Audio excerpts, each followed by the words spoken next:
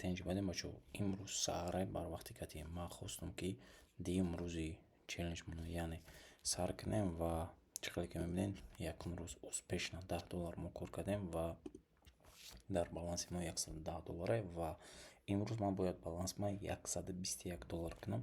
Барои ҳам сар мекунем соат 5:40 саҳарай ва мерем бачо. Даҷа чӣ гапай, нисходящий тренда 1 дақиқа поён медромам ва даҷа пробой линия шудан шумокине. Ва ждат мекунем мо.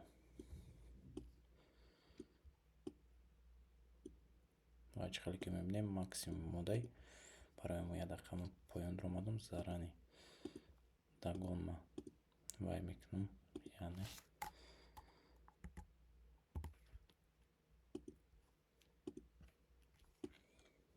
якам сделка ва реальни парво бояд ҳуҷдагӣ боша ва процентошро мебинем 60% риски ВСП ва ман пули кам кор мекунам. Барои ҳамин хубаш да OTC торговаться мекунем бачо.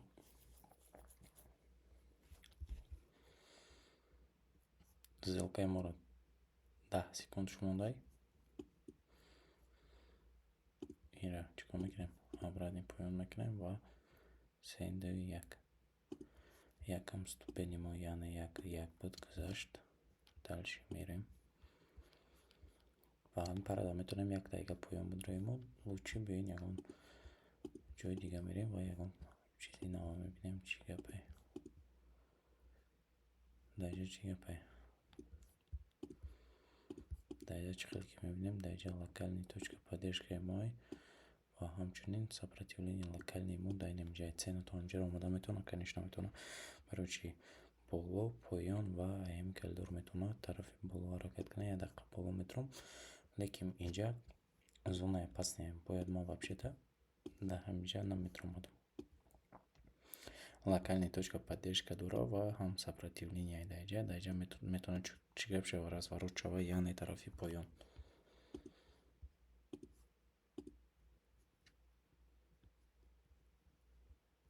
Ждат мекунем тим сделкамо.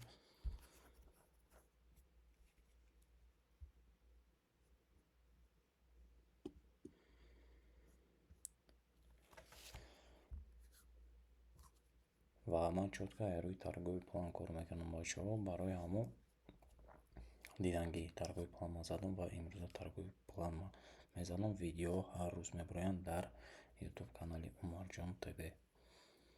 Нигоҳ кунед, изучат кунед ва ман чӣ хел кор мекунам. Получается дуюм сделкамонам ба плюс ба анҷом расид. Дальше мерем. Агар ки максимум биёя инами точка айҷа ма поён медром. Лекин свечара чӣ хеле ки мебинем рости зури ба додагӣ.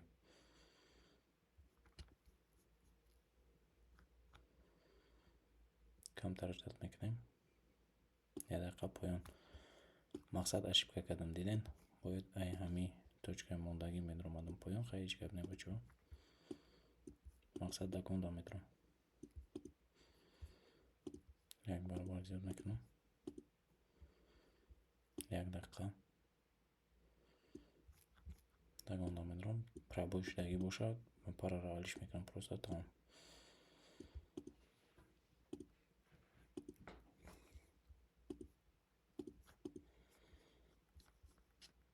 Даҷа чӣ гапай? Восходящий тренда, яъне ва объёми свечаи 5 минутаи мо реальный. Мақсад объём рост додагӣ, яъне тарафи боло. Лекин максимальный уровне ки точкае ки цена омодагӣ расидагӣ буд, инами ҷай, инами точкае. Ман поён дромадам зарани, ҳеҷ гап не. Ждат мекунем результатча ва мебинем. Получается чӣ гап шуд? Якум сделкаи мо нагзашт. Сарҳакатӣ ва дуюм дагони мо нагзара. Уже мо сеюм дагон даем. Параро алиш мекунам. Ин дагони мором нагзашт. Яъне пробой калидор шуд. Ҳеҷ гап нест. Пара валида. تکرارش میکنم.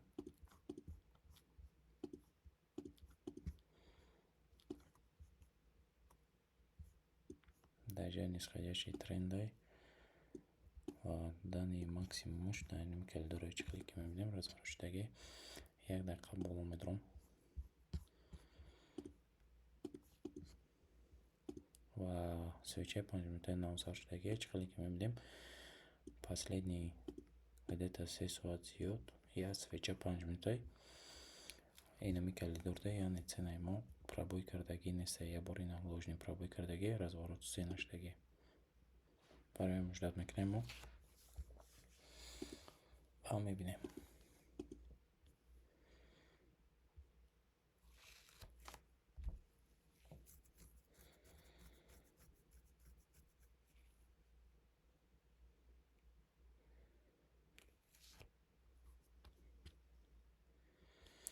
Волнительный моментай.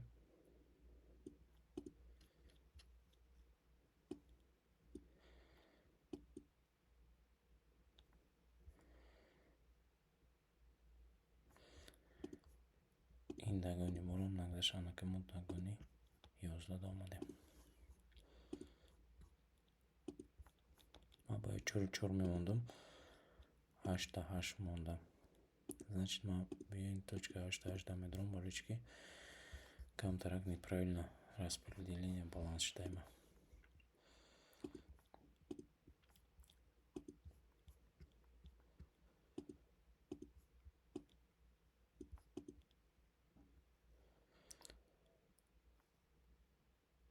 Дигари дагони ма получается чандай? Як бор бинем бачаҳо. 17.5. Камтар маза нест, аҳамият надиҳем. 17.5.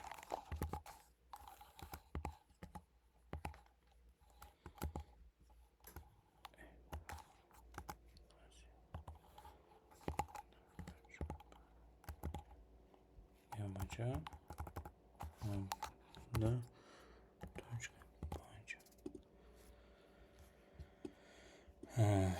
И ступени морам нагзашт ба фикри ма. 8 секунд монд, 4 секунд успеҳ намекунам. Получается последняя ступена, яъне аймо ирам нагзашт. Муҷдат мекардем, ай боло медромадем, зур мешуда, хай ма метавонем спустит кардем, чикор кунем? Ҳеҷ гап не.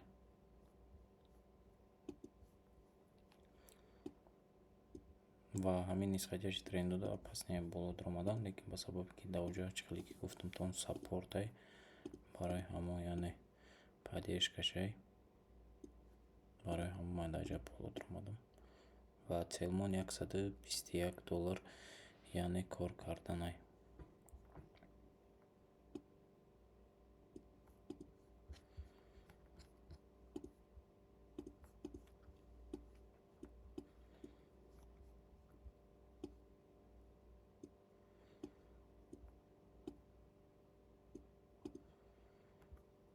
Муҷдат мекунем.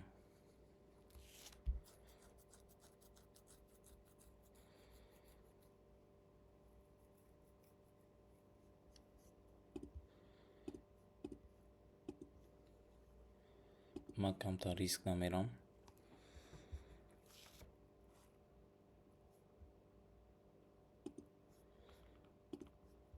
Чӣ гап шуд? Инам нагзашт. Яъне 1, 2, 3, 4, 5 сделка подряд нагзашт. И шашум сделкаи май.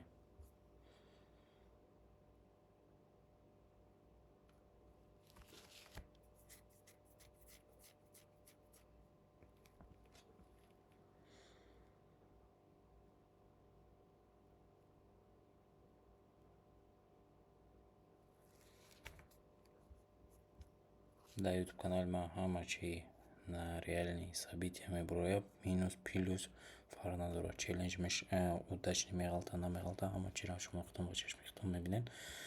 Барои ҳамин ман риск нарафтам дар ҷа, полный депозит. Мақсади гап барои ҳамон чӣ гуфтанем, ма уже ина чиқали ки мебинен ай цели мондагим да яъне зиёдтар кор кардам бачаҳо.